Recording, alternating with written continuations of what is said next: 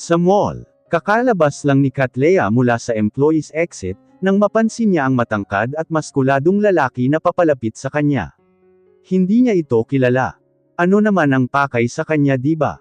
Wala naman yatang magkaka-interest sa kanya, dahil wala naman siyang pera. Di na lang niya ito pinansin, baka masyado lang siyang nag-iisip. Pero teka, bakit parang nararamdaman niyang sumusunod pa rin sa kanya ang lalaki? Bigla niya itong nilingon. Mister, sinusundan mo ba ako? Agad niyang tanong dito. Ma'am, inimbitahan sana kayo ni boss mag-dinner sa labas. Gusto niya lang daw kayo makausap, nag-aalangan na pakiusap ng lalaki sa kanya. Ha, boss? Sinong boss niyo? Ay naku sir, baka nagkamali lang po kayo ng nilapitan, agad na niya itong tinalikuran. Hindi po ma'am, di ba kayo si Miss Catlea Sanchez? Agad naman nasagot ng lalaki, habang sumusunod pa rin sa kanya. Tumigil siya saglit sa paglalakad, at hinarap ang lalaki. Ako nga ho. Teka, bakit ano ang kailangan ng boss niyo sa akin? Sumama na lang po kayo ma'am, para malaman po ninyo, pangungumbinsi pa rin ito sa kanya. Napuzzled si Catlea sa sinasabing boss ng lalaking ito. Kaya para malaman niya, kung sino itong boss na nagka-interest na kausapin siya, ay nagpati-anod na lang siya sa gusto nito. Sumakay sila sa itim na sasakyan. Habang nasa biyahe kinakabahan siya, sa posibleng mangyayari mamaya. Baguhan pa lang siya dito sa Maynila, at wala pang gaanong kilala. Napakalikot ng kanyang imahinasyon sa pwedeng gamitin na pang self-defense. Sakaling may gagawing masama ang mga ito sa kanya. Kung sakaling ganoon nga ang mangyayari, ngayon na magagamit ang natutunan niya sa pag-aaral ng taekwondo noong high school. Tumigil sa pag-iisip ng kung ano-ano nang nararamdaman niya, nang pumaroda ang sasakyan sa isang mamahaling restaurant, na nasa tabi ng dagat. Napapawaw siya sa ganda, at ambience ng lugar na ito. Halatang lahat ng mga pumunta dito ay halos mayayaman, at may mga sinasabi sa buhay. Bigla tuloy siya nakaramdam ng hiya na pumasok. Lahat kasi ng pumasok ay nakasuot ng formal, at elegante na damit, parang gusto niyang umuwi na lang. Umuwi? Teka, bakit ko ba nakalimutan na wala pala akong mauuwian mamaya? At saka ang malito ko, kailangan ko pang balikan yun sa tindahan ni Aling Bebang. Nakulagot, baka makatulog yun mamaya. Bakit pa kasi ako sumama dito eh? Paninisi niya sa sarili, ngunit agad namang sumang-ayon sa naisip. Kung sa bagay okay lang din naman makakalibre ako ngayon ng pagkain, kahit ngayong gabi lang, pangungumbinsi niya sa sarili. Dito na po tayo ma'am, kanina pa naghihintay si sir sa loob, narinig niyang sabi ng samando sa kanya, na nagpabalik sa kanyang huwesyo. Ano kasi kuya, hindi ba nakakahiya itong suot ko? Nakapang sales girl na uniform pa kasi ako, nahihiya niyang tanong. Okay lang yan ma'am, di naman mahalaga ang suot mo. Importante makausap lang kayo ni boss. Pampalubag loob nito sa kanya. Importante, bakit ba napaka-misteryoso naman ng boss na ito? Ano ang pakay niya sa akin? Nagtataka na tanong niya sa sarili. Kahit ramdam niya ang hiya, pumasok pa rin siya sa loob, at kapansin-pansin ang maraming pares na mga mata na nakatingin sa kanya, habang dumadaan siya. Hindi na lang niya pinapansin ang mga makahulugang tingin ng mga ito sa kanya. Hinatid siya ng waiter sa isang pribadong silid, na napapalibutan ng crystal walls. Namangha ang kanyang mga mata, sa kagandahan ng room na iyon, ngunit agad namang nawala, nang napako ang kanyang dalawang mata sa lalaking nakaupo sa couch, at nakaharap sa kanya. Shocks! What the? Napamura siya sa sarili, nang mapagtanto niyang ang lalaking nag-imbita sa kanya para mag-dinner, ay ang lalaking kinaiinisan niya, at ayaw na niyang makita. Biglang lumakas ang tibok ng dibdib niya nang tumayo ito, at papalapit sa kanya. Naskam ako ng lalaking ito, minura niya ang sarili. Akmang tatakas na sana siya, nang bigla nitong hinablot ang kanyang kamay, para pigilan siyang umalis. Napangiwi siya sa higpit, ng pagkakahawak nito sa kanya. Naiiritang nilingon niya ang lalaki. Bitiwan mo nga ako. Ano ba? Ang kapal naman talaga ng pagmumukha mong lalaki ka ano? Gusto mo bang masampal ulit? Pag-alit niyang sabi sa binata. Nagkasalubong ang dalawang kilay ni Draco, sa inasal ng babaeng kaharap niya. Bakit ba napaka-hot-tempered ng babaeng ito? Wala pa naman akong sinabi ganun na ba kakapal ang pagmumukha ko sa paningin niya? Nagtataka na tanong ni Draco sa sarili. Woman easy, take it easy, paano tayo makapag-usap ng maayos, kung hindi mo muna pakikinggan ang aking sasabihin? Paliwanag agad niya kay Cattleya. Easy-easy mo yang pagmumukha mo. Tapos ano ha, sasabihin mo na naman na easy woman ako. Kaladkaring babae, na isa na naman ito sa mga tricks ko para mapalapit sa'yo. Ha, no way. Uuwi na ako ngayon, kahit wala akong mauwian, sa isip niya. Sayo na yang dinner mo. Baka magkautang pa ako sayo. Sabay hila ng kamay niya mula sa pagkakahawak ni Draco. No, wait, pagpipigil ni Draco sa dalaga. Cattleya sorry okay. Kung ano man ang mga sinabi ko sayo noon, please. Sorry na. Sinamahan pa niya ito ng pagpapakyut at paglalambing, habang nagsasabi ng salitang sorry. Hindi alam ni Cattleya kung matatawa ba siya, o maasar sa pag-so-sorry ng lalaking ito sa harapan niya, at talagang wala itong planong bitawan ang kamay niya. Aba, ako ba ang naglalaro ng tricks dito o ikaw? Kasi sa tingin ko parang marami kang dalang tricks sa loob ng damit mo pati pag-so-sorry mo, ramdam na ramdam ko ang kaplastikan.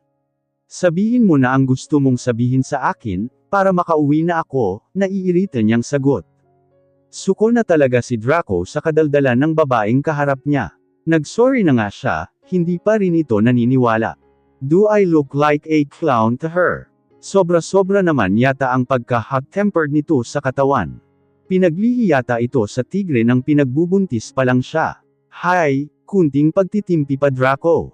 Pigilan mo ang galit mo, dahil ikaw ang may kailangan sa kanya, paalala niya sa sarili. O ano? Matutulala ka na lang ba dyan? Wala kang sasabihin. Magkatitigan na lang ba tayo dito? Sunod-sunod nito na pambanat sa kanya. Cattleya, pwede bang pumasok ka na muna dito sa loob? Pinagtitinginan na tayo ng ibang mga customer sa labas, lalo na't naka-uniform ka pa. Unless wala kang pakialam sa sasabihin nila, okay lang din na dito na tayo mag-usap, since ayaw mo na rin naman na kumain, ang naging sagot niya kay Cattleya, na agad namang nagpa-realize sa kanya. Napalingon si Cattleya sa maraming customers, na tumitingin sa kanila. She's not aware sa mga iniisip nito tungkol sa kanilang dalawa. Mabilis siyang pumasok sa loob, at patay-mali siya nang umupo sa couch, para mapagtakpan ang pamumula ng kanyang mukha, mula sa kahihiyan na ginawa niya, dahil napalakas ang boses niya kanina. Lihim na napangiti si Draco sa reaksyon ng dalaga. Umorder ka na ng gusto mong kainin. Sabay nitong pinasa ang menu sa kay Cattleya. Hindi naman inosente si Cattleya sa mga nakalagay na ulam sa menu, dahil nakapag-sideline na siya dati sa mga ganito ka-high class na restaurant sa probinsya, kaya napapa-order siya ng marami. Napapangiti na lang si Draco. Mauubos mo bang kainin lahat yan? Tanong niya sa dalaga. Oo naman. Maliit lang ang tiyan ko, pero mayroong alaga sa loob. Tsaka bakit ka ba nag-alala kung hindi ko mauubos lahat ng in-order ko? Kaya ko nga yan dinamihan ng order, dahil yung iba take out ko no. Di ba libre mo? Kaya sinagad ko na, baka bukas di na mauulit hehe, patay mali siya ang sagot niya sa lalaki. Napapailing na lang si Draco sa pangangatwiran ni Cattleya. Naisip niyang kanina, aayaw-ayaw pa itong kumain, tapos siya naman pala ang may pinakamaraming order. Pero hindi niya na lang ito pinahiya. Nasa sarili na lang niya ang nasa isip. Di nagtagal at naiserve na rin ang kanilang in-order. Tahimik silang dalawa na kumakain. Si Cattleya ang unang nagbasag ng katahimikan. Siya nga pala, ano nga pala ang importanteng sasabihin mo sa akin, at kinailangan mo pang dalhin ako sa ganitong lugar? Oh wait, ako. Sabay turo sa sarili nito, kilala mo na ako. Alam mo na ang pangalan ko, di na ako magtataka dahil mayaman ka nga di ba? At kayang-kaya mo akong paimbestigahan sa mga alalay mo, pero unfair naman kasi, hindi pa kita kilala. Hindi ko nga alam ang pangalan mo sunod-sunod na sabi ni Cattleya, habang puno ang bibig sa kakanguya. Bakit ba ganito pag magsalita ang babaeng ito? Lahat ng kanegosyo hindi nang ahas na magsalita sa aking harapan ng ganito. Tapos ang babaeng ito parang may sariling mundo, na libre siyang gawin at sabihin ng kahit ano sa akin. Pero bakit di naman ako nagagalit dito? Mas napapansin ko pa itong cute, pag nagsalita ng mga ganon sa akin. Ipinilig niya ang kanyang ulo sa mga naisip sa sarili. Hindi siya pwedeng magpaapekto sa kadominantehan ng babaeng kaharap. Ito na yata ang maging dahilan ng pagbagsak ng kanyang negosyo sa huli, naisip niya. Pero kailangan niya pa rin itong subukan, kung siya ba ang nararapat na babae na pwede niyang pakasalan, pangungumbinsi niya sa sarili. Kinuha niya ang driver's license niya, at binigay kay Cattleya. Ito ang identification card ko, baka kasi magduda ka na naman, at sabihing gawa-gawa ko lang ang pangalan ko, sabay bigay ng card sa dalaga. Kinuha ni Cattleya ang identification card nito, at tinatitigan ng mabuti. Parang luluwa ang mata niya sa pagkagulat, at di siya makapaniwala na ang lalaking kinaiinisan niya, ay isa palang business magnate sa buong bansa. Oh my goodness! Asal niya sa sarili, ang malas ko naman talaga. Dami ng gusot sa buhay ko, dinagdagan ko pa, sa loob-loob niya. Pero nagpanggap pa rin siyang hindi niya ito kilala. So Draco del Fuego pala ang pangalan mo, nice name. Ano nga pala yung sasabihin mo sa akin? Kunyaring maang-maangan ni Cattleya. Kunot ang noo ni Draco sa sinabi ng dalaga. Grabe naman itong babaeng ta. Saan bang bundok ito lumaki, at parang hindi pa rin niya kilala kung sino ako. Takang tanong niya sa sarili, pero sinubukan pa rin niyang sabihin ang pakay niya dito. Marry me, diretso nitong sabi. What? Agad na tanong ni Cattleya, bigla siyang nabilaukan sa pagkagulat, sa direktang offer ni Draco sa kanya. Agad naman nitong binigay ang tubig, para makainom siya. Nang lumuwag na ang kanyang pakiramdam, ay hinarap niya itong muli. Bakit ba ang hilig-hilig mong manira ng moment ha? Muntik ko nang iluwa ang pagkaing ninunguya ko.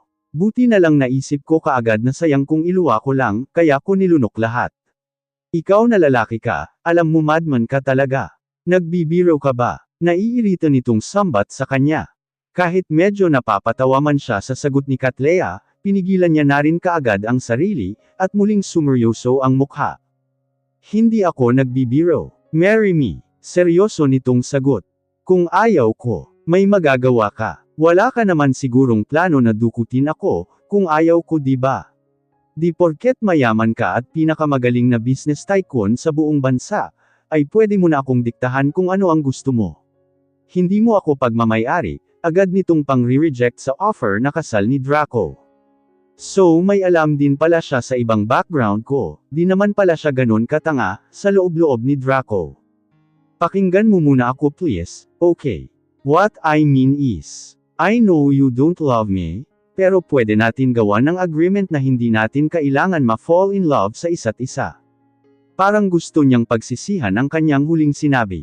Paano kung lumalim ang pagtingin niya para sa babae? Draco, alam mo ba kung ano ang hinihingi mo sa akin? Hinihingi mo ang kalayaan kong magmahal. Anong tingin mo sakin wife for rent? Tapos ano ang mapapala ko pag nagpakasal ako sa iyo ha? Ang magiging puppet mo. Ngayon pa nga lang na nag-propose ka ng kasal nagdedemand ka na. Yung tipong wala na akong choice, kundi ang pakasalan ka, naiirita niyang sagot. Cattleya, that's not what I mean. Magpapakasal tayo, ngunit malaya kang gagawin ang lahat ng gusto mo. Maliban lang sa lokohin ako, dahil magiging katawa-tawa ako sa mga partners ko sa negosyo. Kailangan ko lang itong gawin para kay dad. Ayaw ko ng kung sino-sinong babae ang ipapakasal niya sa akin. Magaan ang loob ko sa iyo, kahit pa na sobrang daldal mo.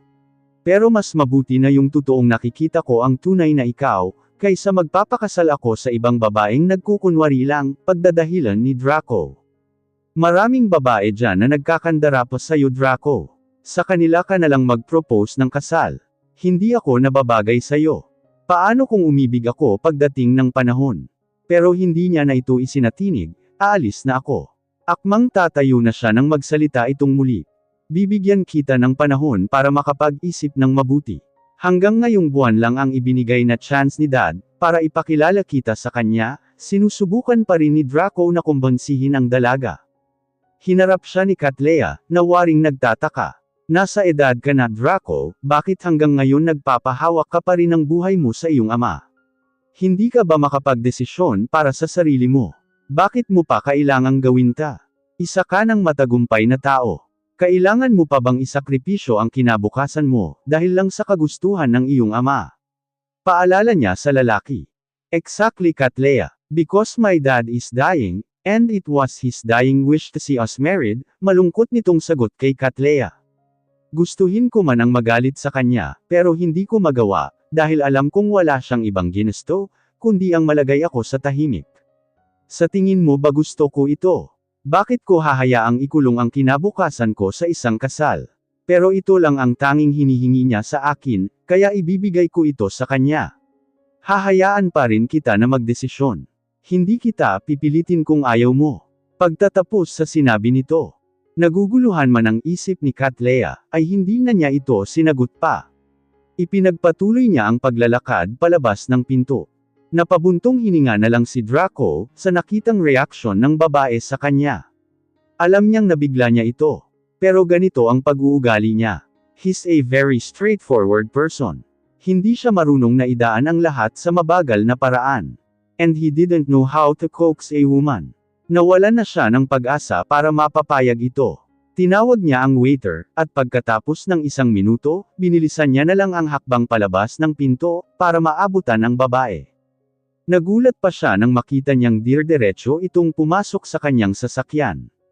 Nang makapasok na rin siya sa loob ng kanyang sasakyan, tiningnan siya nito. O ano, bakit ganyan ka makatingin? Di ka makapaniwala na din ako nag-ante pang pilitin mo na sumakay sa kotse mo, para ihatid ako pa uwi.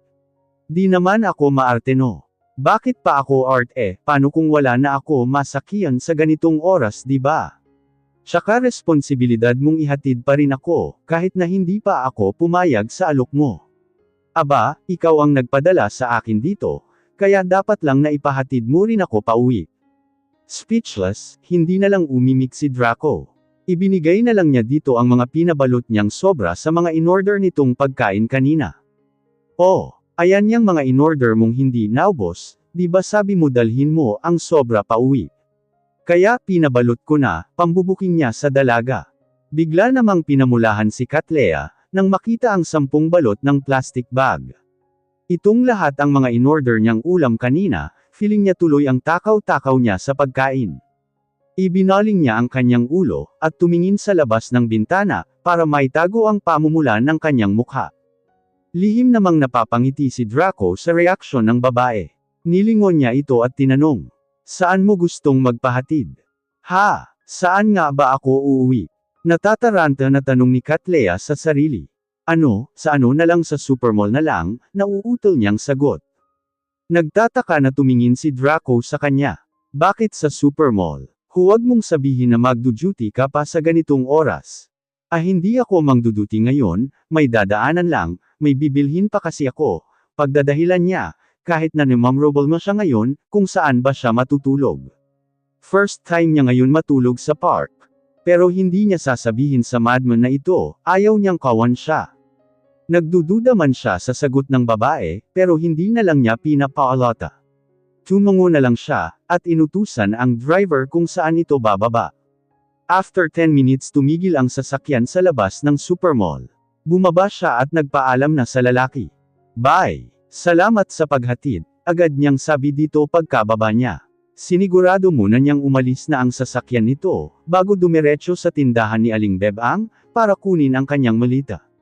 Doon na lang siya makiusap na magbihis ng damit. Ngunit lingid sa kaalaman niya, mayroong mga mata na lihim na nakamasid sa kanya sa paligid. Samantala sa loob ng sasakyan, panay ang tingin ng driver mula sa rearview mirror. Sa naalala niya sa dinami-daming babaeng umaaligid dito, ngayon pa lang ata ang boss niya naapektuhan sa presensya ng isang babae.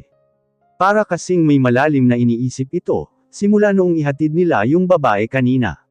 At ang pinagtataka niya, bakit lihim nitong pinasusundan ng babae sa kanyang mga tauhan, nang bumaba na ito.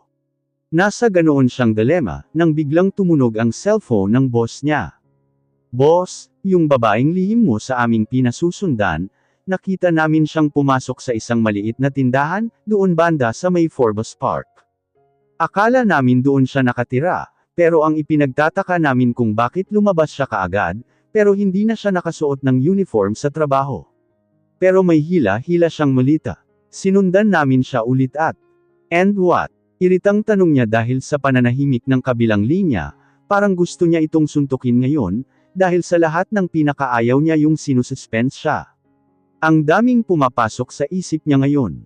Hindi madali sa kanya ang magtitiwala sa isang babae. Kahit pa na kay Catlea. Pinaimbestigahan niya ito dati, at alam niyang nag-iisa na lang ito sa buhay. Dito na rin niya nalaman kung saan ito nagre-rent ng bahay. Inalok niya ito ng kasal hindi dahil sa may tiwala siya dito, kundi dahil sa alam niyang straightforward din ito magsalita katulad niya, kaya kahit papaano magaan ang loob niya para sa babae. Kaya pinasusundan niya ito, upang makumpirma ang tumatakbo sa kanyang utak. Pero ang sunod na sinabi ng tauhan niya ang nagpag-ulat sa kanya. At nakita namin siyang naglatag ng kumot sa damuhan at doon humiga. Parang wala na siyang plano na umalis. Boss, parang doon na yata siya matutulog. Imbestigahan mo kung ano ang nangyari sa kanya. Hindi na niya hinintay na sumagot ang sa kabilang linya. Agad na niyang pinatay ang tawag. Hindi alam ni Draco kung magagalit, or maaawa siya sa dalaga sa nalaman niya. Agad niyang tinapunan ng tingin ang kanyang driver, na alam niyang kanina pa nakamasid sa kanya. Ibalik mo ang kotse sa Forbes Park, biglang utos niya dito. Nagtataka man sa inutos ng kanyang amo, ay sinunod niya pa rin ito. Agad siyang nang U-turn at bumalik ng Forbes Park. Samantala sa Forbes Park, flat siyang humiga sa damuhan, na may sapi na manipis na kumot. At ang malita ang nagsilbing kanyang unan. Habang nakahiga, tinatitigan niya ang mga manggilan-ngilan na bituin sa langit. Parang maiyak siya dahil namimiss na niya ang kanyang mga magulang. At ang lola Ines niya. Ang mga taong nagparamdam sa kanya ng tunay na pagmamahal. Kung sana nabubuhay pa sila ngayon, hindi sana naging ganito ang buhay niya. Wala naman siyang hangad yumaman. Ang hangad lang naman niya, ay ang tuparin ang mga pangarap niya para sa kanila. Pero ngayon, wala na sila tutuperin niya pa rin ito. Tumingin siya ulit sa langit, at nakita niya ang tatlong bituin na kakaiba sa lahat, mas malaki ang mga ito kaysa sa iba. Kahit parang uulan, hindi pa rin ito hadlang para hindi mapapansin ang kanilang kakaibang kinang. Nakaramdam siya ng lungkot, paghihirap at pangungulila sa mga taong mahal niya. Ramdam pa rin niya ang sakit ng biglang pagkawala ng mga ito sa buhay niya. Nanay, tatay, lola, kung saan man kayo ngayon, sana masaya na kayo. Sana patuloy po ninyo akong gabayan sa landas na tinatahak ko ngayon. Alam ko na kaya ko po itong mga nangyayaring pagsubok sa buhay ko. Pero nanay, tatay, lola, ang sakit-sakit na po kasi Akalain mo yun pinalayas ako sa aking inuupahan, dahil wala na akong pambayad. Bakit po kasi ang daye-daye nyo? Hindi nyo na lang ako sinama. Bakit nyo ba kasi ako iniwan? Sana masaya tayong magkasama ngayon. Pero alam ko pong hindi ninyo ako pababayaan. Bigyan po ninyo ako ng sign kahit ngayon lang. Nararamdaman ko man lang na nandyan kayo, kasama ko sa mga oras na ito. Miss na miss ko na po kayong tatlo nanay, tatay, lola. Ipinikit niya ang kanyang mga mata, at hinayaan na tuluyang maglandas ang kanyang mga luha sa bawat gilid nito. Ito lang ang paraan niya, para mapawi ang bigat ng kanyang dibdib. Sa paraang ito, para naring nakausap niya ang kanyang mga magulang. Pero kasabay ng pagbuhos ng kanyang mga luha, ay ang unti-unti ring pagbuhos ng malakas na ulan. Pero hindi niya ito pinansin. Iniisip niya na iyon ang sign na hinihingi niya. Dahil dinamayan siya ng mga ito sa kanyang mga luha at kalungkutan. Napapangiti siya habang nakapikit, at ninanamnam ang bawat patak ng ulan sa kanyang katawan. Nasa ganoon siyang ayos, nang biglang may humila sa kanyang dalawang braso, upang agad siyang mapatayo. Nagulat siya nang bigla itong yamakap sa kanya. Naramdaman niya ang init ng yakap nito, at may kung anong kakaibang kuryente na bumabalot sa kanyang buong katawan. Ramdam niya ang mainit at mabangong hininga nito, na nagdudulot ng kilati sa bandang likod ng kanyang tainga, bago sa kanya ang ganitong klase ng pakiramdam. Pareho silang kapwa na babasa na sa ulan, pero walang isa sa kanila ang gustong kumawala. Kapwa nila maririnig ang pintig ng kanilang mga puso, na nagdudulot ng kakaibang sensasyon sa pagitan nilang dalawa. Habang sa di kalayuan, napapailing na lang si Mang Tomas, habang tinitingnan ng dalawang amo na nababasa sa ulan. Matagal na siyang personal driver ni Draco. Laging siya ang kasama nito, sa tuwing wala ang personal secretary at bodyguard nitong si James. Siya ang humahalili para ipag-drive ang kanyang boss. Kaya kilalang kilala na niya ang ugali nito. Ngayon niya lang ito nakikitang ganito sa babae. Umiibig na kaya ang boss niya. Di magtatagal magiging dalawa na yata ang boss niya. Siya lang kasi ang boss na pinagsisilbihan niya, mula nang kunin siyang personal driver nito. Walang ibang pwedeng makapag-utos sa kanya maliban dito. Naalala niya pa kanina, simula ng pagdating nila, bumaba lang ito ng sasakyan, at tinatitigan ng isang babaeng nakahiga sa damuhan sa di kalayuan. Mga 30 minutes na siguro na nagmamasid siya sa babae nang biglang umulan. Akmang takbuhin niya sana ito, para dalhan ng payong, pero nagulat siya nang hindi na niya ito nakita sa kung saan ito nakatayo kanina. Bagkus nakita na niya itong nakayakap sa babaeng kanina lamang ay nakahiga. Napapailing na lang siya sa inaakto ng kanyang boss. Hay! Buhay pag-ibig talaga ng mga kabataan ngayon. Hindi pa rin nila alam na nagmamahal na sila. Masyado atang mabilis ang boss niya sa aksyon, pero kulang sa pagsasalita. Mahal niya pero ayaw niyang sabihin. Asal niya sa sarili.